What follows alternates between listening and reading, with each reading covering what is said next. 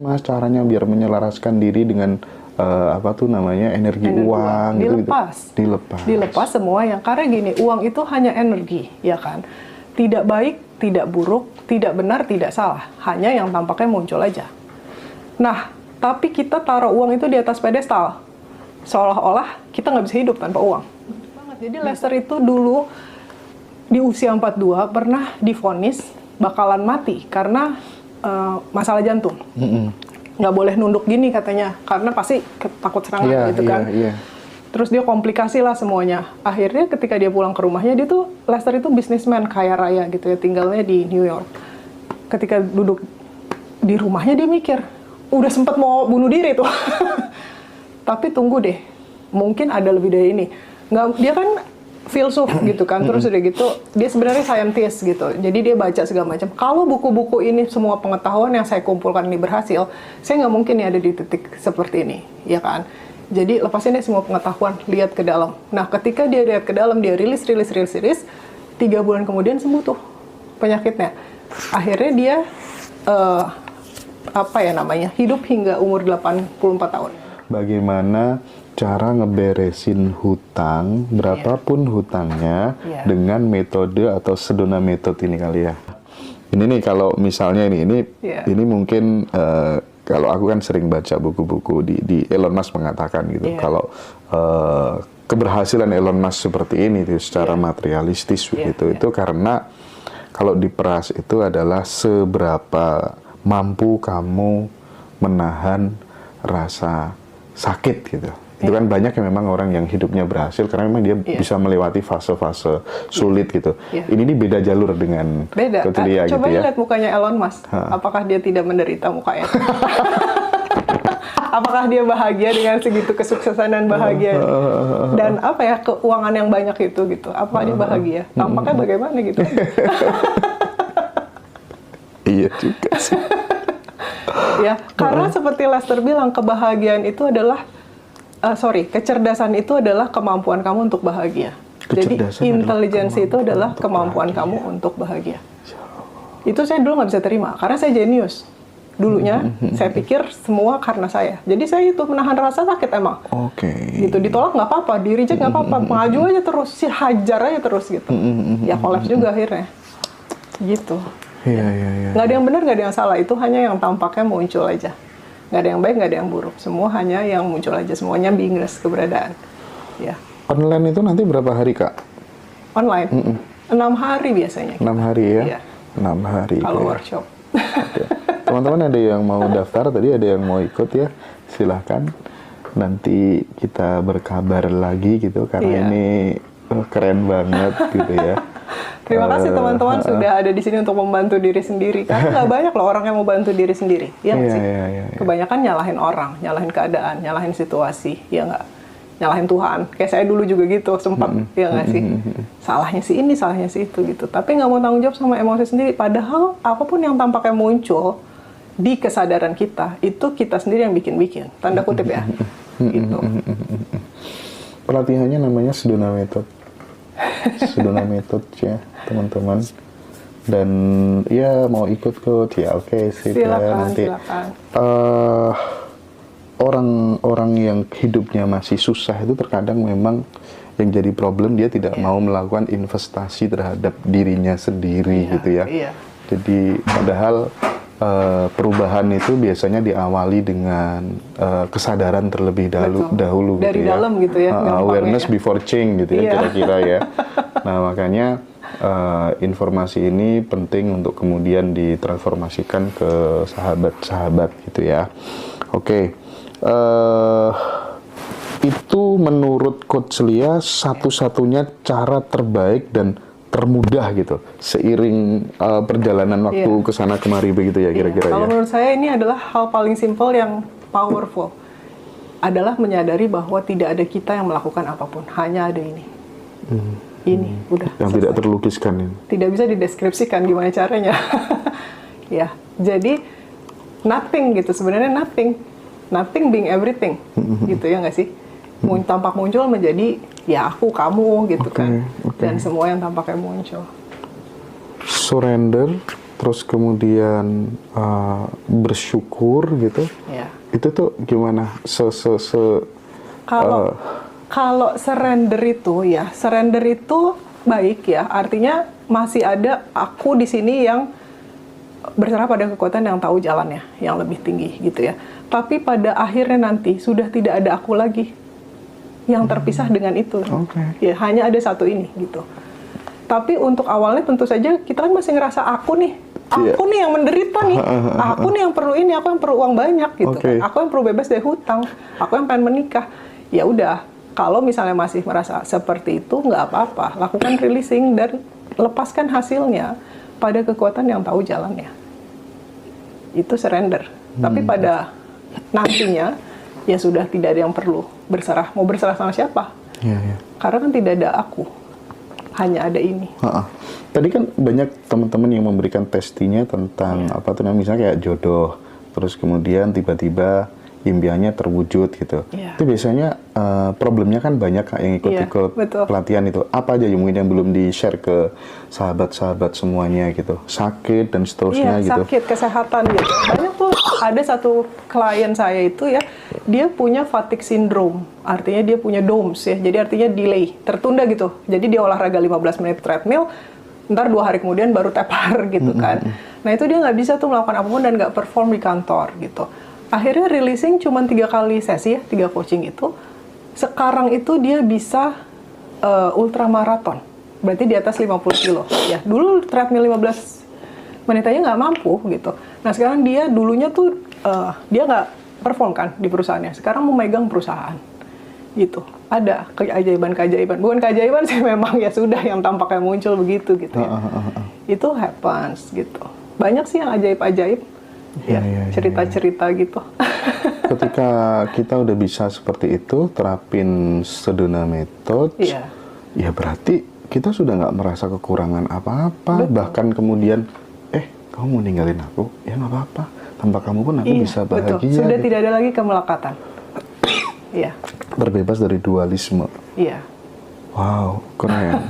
Dan ini mungkin juga akan berimplikasi positif pada saat kemudian kita nanti sudah terlepas dari jasad ya.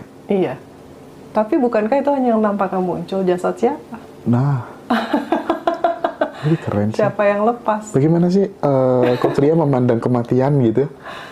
Nggak ada. Hanya kematian. Yang tampaknya muncul aja. Hanya yang tampaknya muncul aja. Berarti kayak reinkarnasi apa begitu juga? Hanya yang tampaknya muncul. Bukan berarti nggak ada di dalam, nggak ada terjadi gitu ya. Tapi tidak terjadi pada siapa-siapa. Hanya cerita yang tampaknya muncul aja.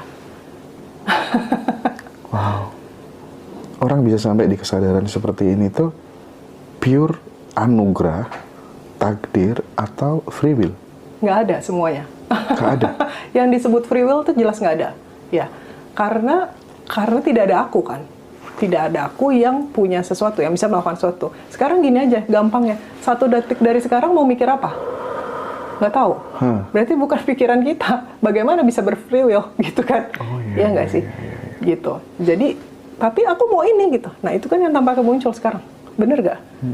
Tapi apakah kamu yang mikirin atau dia muncul secara spontan? Orang nggak pernah ngeh bagian-bagian itu ya. Jadi ngeh dulu bahwa kita nggak usah taking credit gitu sama apapun yang tampaknya muncul itu. Gitu. Itu lama-lama kalau seandainya kita sebenarnya nggak ada yang menyadari juga sih, itu pun yang tampaknya muncul. Tapi kalau seandainya mau dibahasakan, kalau kita menyadari itu jadi lebih ngeh gitu tampaknya.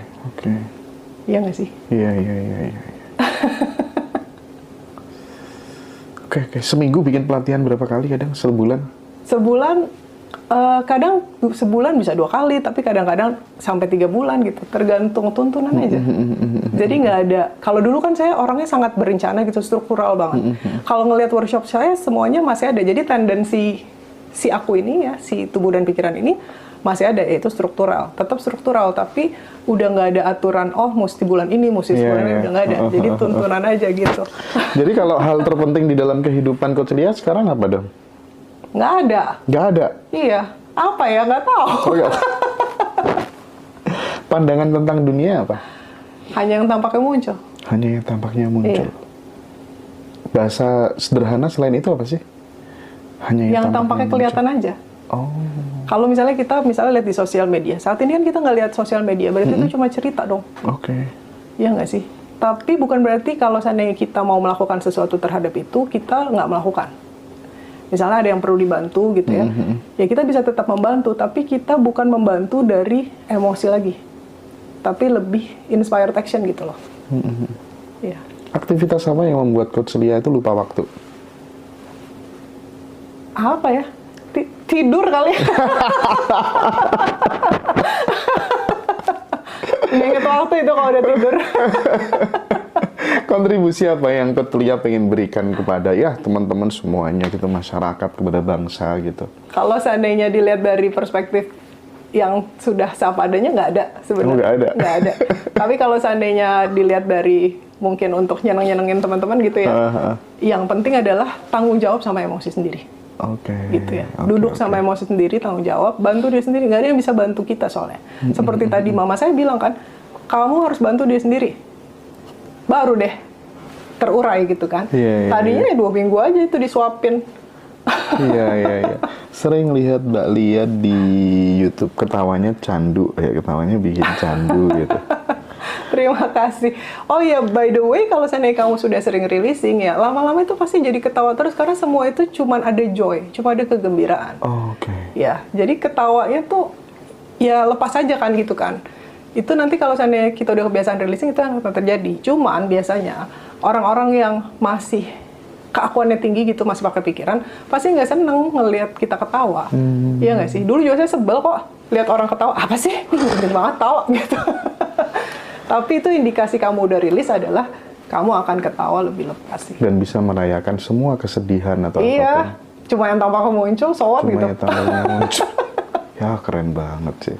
Dan secara otomatis kita di situ sudah bisa menyelaraskan diri dengan energi uang gitu. Teman-teman kan banyak yang tanya begitu. Gimana sih Mas caranya biar menyelaraskan diri dengan energi uang gitu.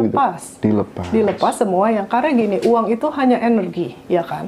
Tidak baik, tidak buruk, tidak benar, tidak salah. Hanya yang tampaknya muncul aja.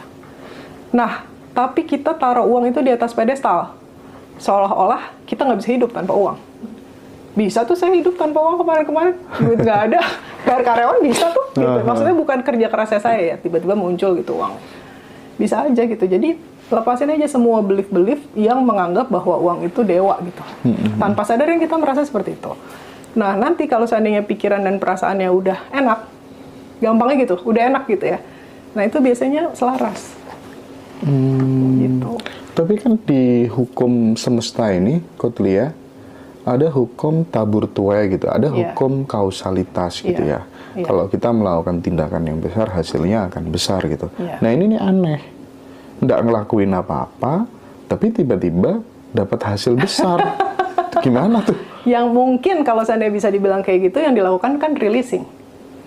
Ya itu kan jadi kalau Lester Levinson dia pernah bilang, aksi tertinggi yang bisa kamu lakukan adalah releasing. Kan kita kalau dibagi-bagi kan aksi paling rendah mungkin otot, ya kerja keras gitu kan. Habis itu kita pakai pikiran, ya kan? Ya mikir gitu. Nah kemudian kita pakai hati. Mulai deh kalau yang ngomongin tentang kesadaran, ya kebatinan gitu kan, pakai rasa gitu. Tapi sebenarnya aksi tertinggi ya udah lepasin aja semua, releasing. Oke. Itu tidak terikat, tidak ada kemelekatan, tidak ada ketidaksukaan. Jadi teori level of consciousness-nya Hawking itu real sebenarnya ya. Iya kan, ketika kemudian vibrasi kita itu senantiasa penuh dengan penerimaan, penuh syukur, love gitu ya. Iya. Itu tuh medan di luar ikut berubah gitu ya Kak ya. Iya, Hawkins itu, David itu adalah muridnya Lester soalnya. Jadi ketika dia membuat buku-bukunya, itu atas bimbingannya Lester. Gitu, tapi nggak banyak yang tahu seperti itu gitu. Kalau dari ceritanya Lester sendiri gitu, keajaiban-keajaiban yang dia alami apa yang itu kemudian nge-trigger murid-muridnya gitu? Banyak banget. Jadi Lester itu dulu di usia 42 pernah divonis bakalan mati karena masalah jantung. Nggak boleh nunduk gini katanya, karena pasti takut serangan gitu kan. Terus dia komplikasi lah semuanya. Akhirnya ketika dia pulang ke rumahnya, Lester itu bisnismen kaya raya gitu ya, tinggalnya di New York. Ketika duduk di rumahnya dia mikir, udah sempat mau bunuh diri tuh. Tapi tunggu deh, mungkin ada lebih dari ini. Dia kan filsuf gitu kan, terus udah gitu dia sebenarnya scientist gitu, jadi dia baca segala macam. Kalau buku-buku ini semua pengetahuan yang saya kumpulkan ini berhasil, saya nggak mungkin ya ada di titik seperti ini, ya kan.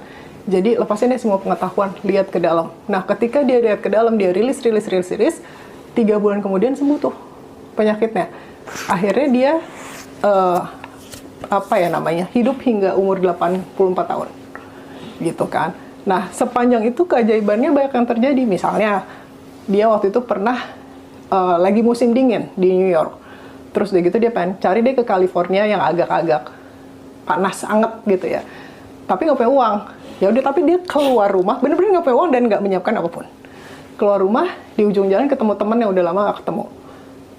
Lester, saya kan dulu punya utang sama kamu. Nih, uangnya cukup untuk beli tiket pesawat. Akhirnya dia kan ke LA. Di LA, nah nanti bakal tinggal di rumah siapa ya? Tiba-tiba dia ingat temannya. Oh ya udah, telepon, terus kata temannya, saya baru pindah nih ke rumah baru, ada kamar kosong, kamu pakai aja, saya sama istri saya mau pergi liburan ke tempat lain. Jadi dapat satu rumah sendiri. Terus jalan-jalan gimana ya? Perlu mobil kan? Oh, telepon temannya lagi ada. Apa kabar? Cuma mau bilang apa kabar. Lester, pakai aja nih mobil saya, soalnya saya kerjanya cuma tinggal nyebrang gitu. Hal-hal seperti itu. Terus akhirnya udah dia menghabiskan waktu di LA, mau pulang kan ke New York. Dapat tiketnya gimana? Pulang nggak ya? Adalah dia udah rilis pulang, terus dibilang nggak ada tiket hari ini, gitu. Oh ya udah, tapi nggak apa-apa deh, ngantri aja kamu di situ, nanti mungkin ada gitu. Nah ketika ngantri di situ tiba-tiba ada ibu-ibu lagi yang ngantri juga, terus malahan tiketnya tempat duduknya dikasih ke ibu-ibu itu. Terus orangnya nggak ngeliat Lester, pas lihat, loh kan harusnya kamu ya. Aduh gimana Lester? Ya udah nggak apa-apa. Suddenly dia dapat kabar bahwa ada pesawat baru yang langsung nggak pakai transit ke New York. Ya udah, itu salah satu keajaiban Lester. Iya. Berdoa perlu nggak sih menurut Mbak Lia gitu? Kalau saya sih nggak pernah berdoa lagi sih. Kalau saya udah ikhlas banget, terserah Allah mau ambil saya sekarang juga saya nggak apa-apa gitu. Karena nggak ada saya juga kan gitu. Ya udah selesai. Tapi maksudnya bukan berarti nggak boleh berdoa. Berdoa itu adalah form of surrender. Ya, kita ada kekuatan yang lebih tinggi dari kita, ya, yang tahu jalannya. Jadi berdoa nggak apa-apa, tapi berdoanya itu jangan maksa. Jangan ngatur-ngatur. Gitu. Jangan ngatur-ngatur. Artinya, kalau seandainya kita ngucapinnya apa, mikirinnya apa, tapi hatinya beda. Nah, yang dikabul itu yang di hati soalnya. Jadi sinkronin dulu kalau mau doa, gitu. Jadi yang akan direspon sama semesta itu adalah sesuatu yang memang benar-benar menjadi atensi di dalam itu apa gitu sebenarnya, kurang lebihnya begitu ya. Betul, kali ya. Iya.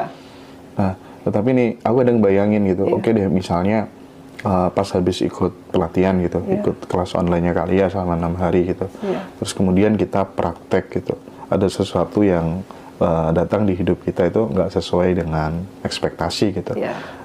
Karena orang kan ada macam-macam, ada orang yang dominan banget dan seterusnya gitu, seolah-olah segala sesuatu di lingkungannya harus sesuai dengan kehendak dia gitu. Nah itu tuh kadang nerimanya gitu ya, kita mencoba ngerilisnya itu kan nggak langsung selesai kali ya gitu. Iya betul. Itu tuh masih ada gitu tuh. Itu andai kata kemudian kita belajar mandiri di rumah setelah itu tuh gimana cara ngatasinya? Yang penting adalah gini, kita menyadari bahwa kan releasing itu seperti ngupas kulit bawang, ya nggak sih? Jadi ketika dilepas kulit yang ini, kulit yang muncul sama juga, benar nggak? Ya nggak sih? Jadi kita ngerasa, loh kok udah rilis masih kayak gini aja? Enggak, apapun yang sudah kita lepaskan, sudah pasti lepas. Jadi kalau ada yang muncul yang kira-kira sama, itu layer berikutnya yang untuk dilepaskan. Itu penting dipahami pertama untuk yang baru pertama kali releasing. Lalu yang kedua adalah, perlakukan saat ini sebagai saat terakhir kita perlu merilis emosi itu. Tapi kalau misalnya sampai muncul lagi nih lapisan bawang yang sama gitu kan, nggak apa-apa, so what? Kan ada toolsnya. Iya. Lakukan aja terus gitu ya. Tapi releasing itu keputusan. Mau nggak dilepas gitu. Kalau seandainya sampai muncul terus pasti ada wanting control-nya, pengen kontrol hasil. Nah itu yang bikin terjebak. Agak tricky juga ya. Iya, karena kalau seandainya kita ngelepas itu kan kita ikhlas ya, ngelepas sepenuhnya. Hasilnya kayak gimana pun ya nggak apa-apa, gitu kan. Nah, tapi kan kebanyakan orang, enggak aku mau hasil yang itu. Nah, itu yang bikin nyangkut sebenarnya. Kak Lia kan sudah sering nangani klien gitu. apa sih yang dilihat dari wajahnya klien ketika kemudian masih banyak hal yang perlu dirilis di dalam dirinya itu? Kalau dilihat dari wajah itu kelihatan apa enggak sih kira-kira? Oh, kelihatan. Kelihatan, iya. Oh. Kelihatan. Kita tahu kalau seandainya dia udah ikhlas tuh ada rasanya gitu, kelihatan. Oh, Iya. gitu ya. Tapi biasanya gini ya, kalau seandainya saya itu kan dibilang intuitif ya, jadi tahu gitu. Kalau teman-teman yang suka bercanda gitu, ini cenayang banget sih coach saya, padahal saya bukan cenayang, hanya muncul aja benar-benar kelihatan sama saya saat itu gitu. Nggak bisa dideskripsikan deh. Jadi kalau saya disuruh ngajarin gimana cara kayak gitu, nggak bisa. Bukan kemampuan saya kok itu, hanya yang muncul saat itu. Saya bantuin orang gitu kan. Jadi ketahuan itu pasti ada yang ini nih, yang belum dirilis gitu. Nah, iya biasanya seperti itu. Itu tanpa ini ya, tanpa teknik-teknik tertentu, misalnya dengan nafas tertentu apa gitu enggak ya? Enggak ya. Oke. Iya. Nah, itu tuh bahayanya apa, Coach Lia? Ini pertanyaan terakhir gitu ya. Iya, silakan. Bahayanya apa sih, Coach Lia, kalau misalnya emosi-emosi itu tidak kita rilis gitu? Apakah kemudian juga bisa berakibat negatif terhadap pola-pola kesialan gitu? Kadang kan kita itu aja gitu, masalahnya di situ-situ, seputar itu aja. Itu gimana Coach Lia? Iya, diputuskan aja mau sampai kapan emang hidup kayak gitu. Ya nggak sih? Kalau seandainya kita sudah capek, kayak saya deh gitu waktu dulu gitu. Capek deh, bosen releasing ini terus gitu. Yang saya 7 kali bolak-balik gitu kan sama si mantan itu. Capek deh, ya Allah, udah deh, saya ikhlasinnya terserah deh ya Allah. Saya gimana aja, udah gitu. Itu kan ikhlas sepenuhnya kan. Udah selesai memang relationship-nya. Dulu itu saya pikir dia adalah orang yang sempurna banget, paling baik dan segala macam. Tapi kalau seandainya ini diibaratkan ya dengan kata-kata, pasangan saya yang sekarang itu udah jauh berkali-kali lipat. Jadi pasangan saya yang saya pikir sempurna ini mungkin cuma seujung kuku ya pasangan saya yang sekarang. Jadi pengetahuan kita itu sangat terbatas, teman-teman. Ya, kita tuh nggak tahu apa-apa. Jadi karena kita nggak tahu apa-apa, nggak usah so tahu. Jangan ngatur-ngatur. Nggak usah ngatur-ngatur gitu kan. Yang lebih tahu gitu. Kita perlunya apa? Teman-teman mau nitip satu pertanyaan terakhir buat Coach Lia. Nanti untuk kelasnya akan saya informasikan. Ini hampir lebih konkret sih. Iya. Mirip-mirip juga dengan apa yang selama ini kita bahas, tapi saya baru ketemu benang merahnya dari Coach Lia ini. Luar biasa. Pokoknya mantap banget lah ya, Coach Lia. Oke. Jadi ini obrolan santai tapi sangat berkesan gitu ya. Terakhir saya ingin nutup dengan satu pertanyaan dari sahabat-sahabat.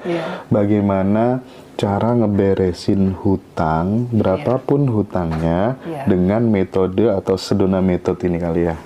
Jadi kalau seandainya kita punya hutang ya, kita kan punya banyak sekali perasaan, ya nggak sih?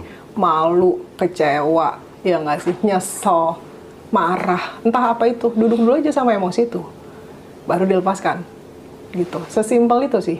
Dan kemudian terbuka pada kemungkinan bahwa ini sudah keberlimpahan, gitu. Justru semakin kita takuti, semakin kita khawatir terhadap hutang itu, kita pikirin terus, itu justru malah nggak selesai-selesai. Nggak selesai-selesai, gitu. Nanti kalau seandainya bukan berarti itu kita nyuakin utangnya ya. Dari teman-teman yang sudah diceritakan tadi, gitu kan, mereka akhirnya bayar utang. Ya udah utang doang, bayar aja. Gitu kan, mereka ringan gitu. Kalau saya dulu ya, ketika saya mesti bayar, saya juga dulu banyak utangnya, kartu kredit apa segala macam, karena nggak punya uang, gimana caranya untuk bayar karyawan kalau saya tidak berhutang, gitu kan. Itu ya, ketika saya membayar, saya tuh alhamdulillah gitu ngasihnya, bukan kayak dengan marah gitu. Alhamdulillah kebayar gitu. Terima kasih ya Allah, alhamdulillah. Gitu aja bayarnya, ringan gitu. Jadi makin lama ya udah, makin lama-lama kebiasaan. Ketika bon datang bayar aja, bayar gitu. Kan kalau seandainya kata Rasulullah juga gitu ya, jangan sampai keringat karyawan kamu udah hilang, kamu masih bayar gitu. Itu contoh ya gitu. Baru dibayar gitu ya. Baru dibayar. Sama aja sama utang gitu. Kan dia sudah meminjamkan kita, memudahkan kita. Ketika kita butuh uang kan dia meminjamkan kan, benar gak sih? Jadi saya nggak pernah marah sama kreditor dulu. Ya nggak sih? Oh makasih udah bayarin waktu pas saya butuh. Bayar aja nih, tanggung jawab saya gitu. Itu saya nggak punya utang sekarang. Udah sangat lama sih ya, tahun-tahun. Tapi saya benar-benar nggak pernah ngutang apapun. Ini soal ini sebagai closing ya. Untuk apa tuh namanya? Ketika kita ngeluarin uang gitu ya. Ketika kita ngeluarin uang itu basisnya kan ada dua, basis kekurangan sama basis keberlimpahan. Yang kalau saya meyakini secara pribadi itu akan menentukan juga seberapa besar pemasukan setelah itu gitu. Kita ngeluarin uang ada, aduh, saldoku berkurang nih.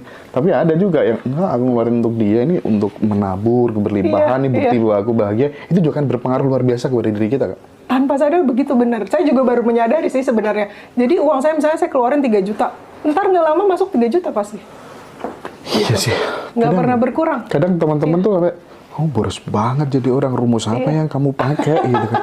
Tapi ya enggak, baliknya juga sama ternyata gitu ya. Saya tuh suka banget belanja online gitu ya teman-teman. Bukan berarti kalau seandainya kita spiritual atau segala macam terus kita nggak ya belanja atau apa gitu, kita ngirit-ngirit. Nggak juga, saya tuh belanja online tuh ada momen sampai sehari tuh bisa 10 belanja yang enggak aja gitu kan. Dulu kan kalau pandemi gitu ya, jadi sehari 10 nggak habis tuh duitnya. Aneh nggak sih?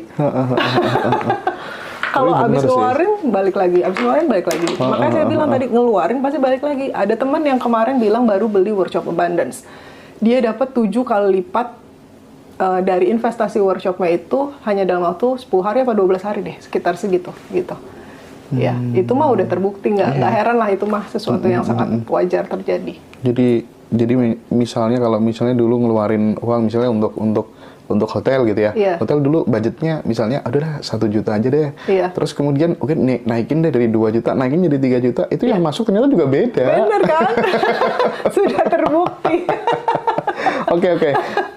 Workshopnya Coach Lia itu apa aja? Program-programnya apa aja? Jika teman-teman mau ikut bergabung nanti. Workshop saya itu udah banyak banget ya.